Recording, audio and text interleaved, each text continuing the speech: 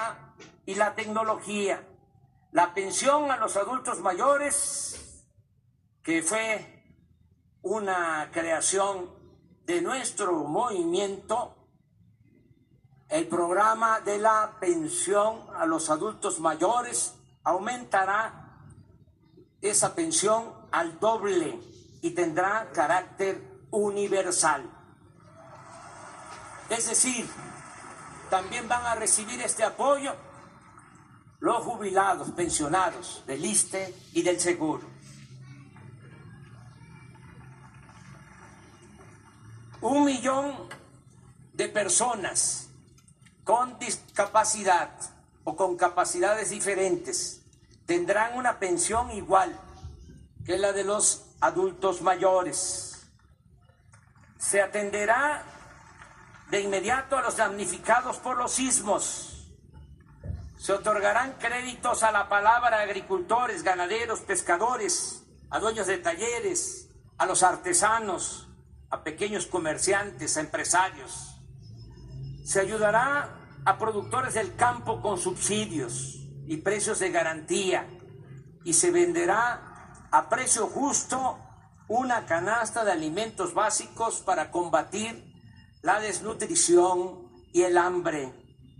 Es importante precisar que los destinatarios de estos programas recibirán lo que les corresponde de manera directa, personalizada, sin intermediarios, con el propósito de que no haya manipulación de los apoyos con fines electorales y que lleguen a sus beneficiarios completos estos apoyos, sin moches ni comisiones indebidas.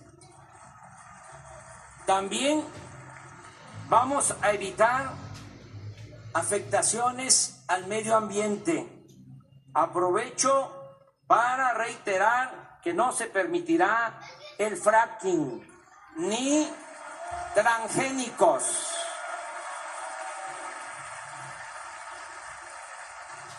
Como se comprenderá, la necesidad de emprender estas y otras acciones explica y justifica el plan de austeridad republicana al que nos hemos comprometido y que, dicho sea de paso, no significa, como se piensa en otros países, un mero conjunto de ajustes en el gasto productivo y social del presupuesto. Aquí lo entendemos no solo como un asunto administrativo, sino como una política de principios, toda vez que implica terminar con los privilegios de la alta burocracia. Juárez decía que los funcionarios debían aprender a vivir en la justa medianía y nosotros sostenemos que no puede haber gobierno rico con pueblo pobre. Por eso bajarán los sueldos de los altos funcionarios públicos. Ya se aprobó esa ley en este Congreso, en esta legislatura. Van a bajar los sueldos de los de arriba porque van a aumentar los sueldos de los de abajo. Ya no habrá servicio médico privado para los altos funcionarios públicos.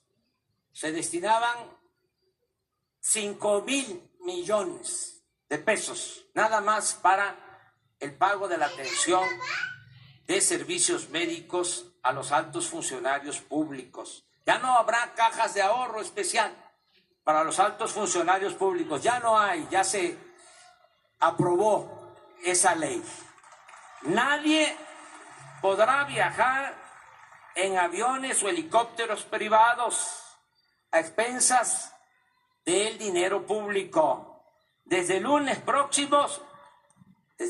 próximo se pondrá en venta el avión presidencial.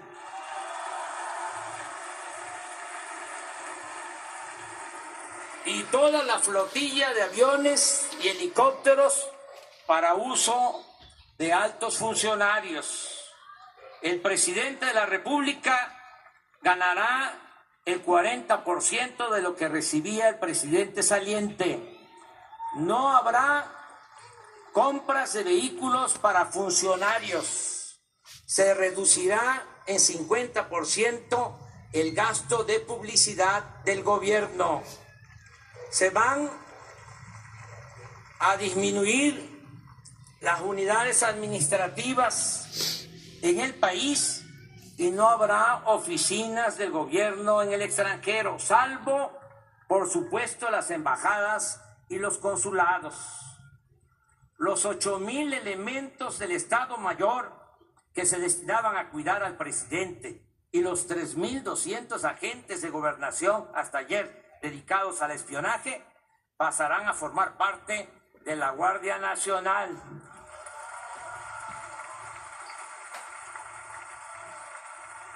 No viviré en Los Pinos y esa residencia oficial ya se abrió desde hoy al público y se integrará al bosque de Chapultepec para convertirse en uno de los espacios más grandes e interesantes del mundo para el arte y la cultura.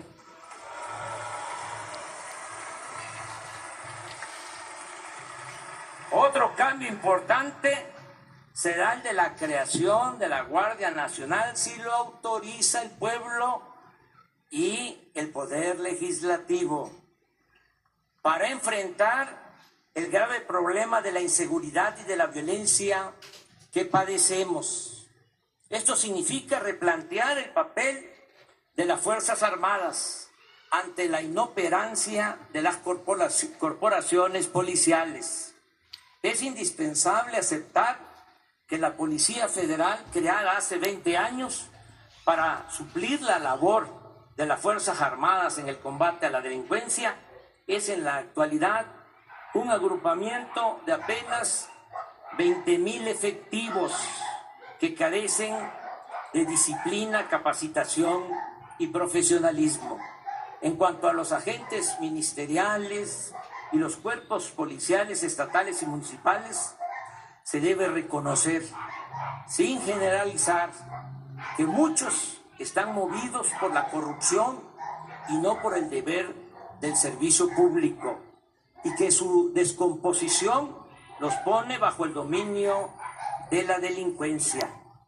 El ciudadano mexicano en la actualidad está en estado de indefensión. No tenemos policías para cuidar a los ciudadanos. Siempre he pensado que ante el problema de la inseguridad, lo pertinente es atender las causas que originan la violencia, y así lo haremos.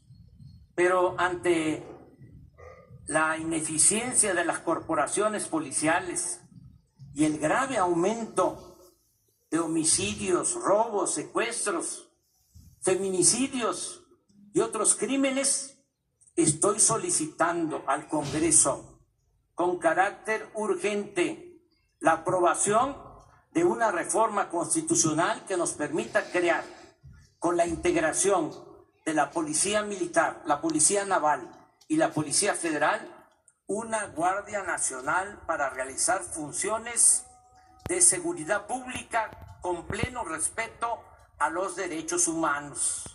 Sé que es un tema polémico, pero tengo la obligación de expresar mi punto de vista con realismo y argumentos.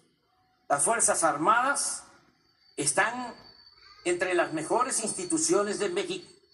El Ejército Mexicano se constituyó en 1913 para enfrentar al gobierno usurpador de Victoriano Huerta. Se trata de un ejército revolucionario, surgido del pueblo, y que desde entonces ha experimentado pocos quiebres en su unidad y disciplina. La última rebelión militar fue la del general Saturnino Cedillo en 1938-1939, y nunca el ejército mexicano ha dado un golpe de Estado a una autoridad civil. Su lealtad al gobierno y su falta de ambición por el poder económico y político tiene en buena medida su explicación, entre otros factores, en que el ejército mexicano no es un agrupamiento elitista, sino que siempre se ha nutrido del pueblo raso. El soldado es pueblo uniformado.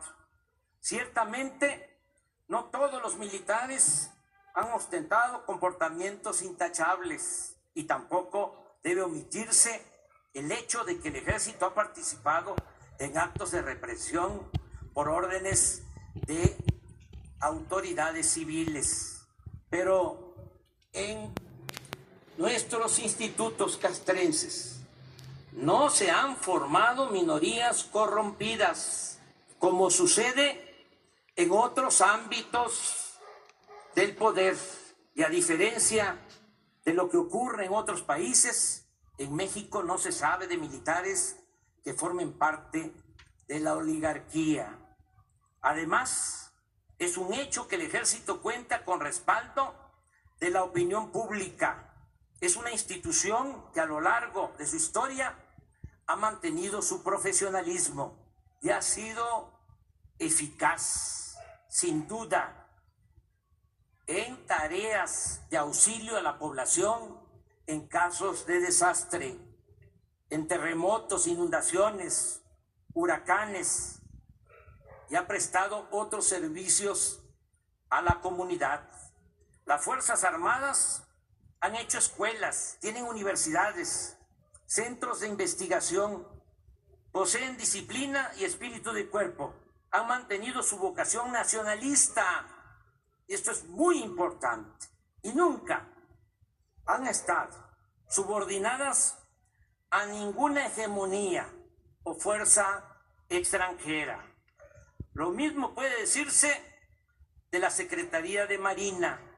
Téngase en cuenta que esta dependencia se creó en 1940, cuando la original Secretaría de Guerra y Marina se dividió en dos instituciones. Así pues, el Ejército y la Marina pueden ser, previa preparación y capacitación para el respeto de los derechos humanos y mediante la aplicación de protocolos para el uso de la fuerza, las instituciones fundamentales para garantizar la seguridad nacional, la seguridad interior y la seguridad pública. Agrego que el Plan de Paz y Seguridad incluye la creación de 266 coordinaciones territoriales en el país. Todos los días, desde las 6 de la mañana, voy a presidir en Palacio Nacional la reunión del Gabinete de Seguridad, en la cual recibiremos el parte o reporte de lo sucedido en las últimas 24 horas y tomaremos las medidas necesarias. Añado que según nuestras leyes, el titular del Poder Ejecutivo es el comandante supremo de las Fuerzas Armadas, y reafirmo el compromiso de que el presidente de México nunca dará la orden de reprimir al pueblo, ni será cómplice o encubridor de eventuales violaciones a los derechos humanos.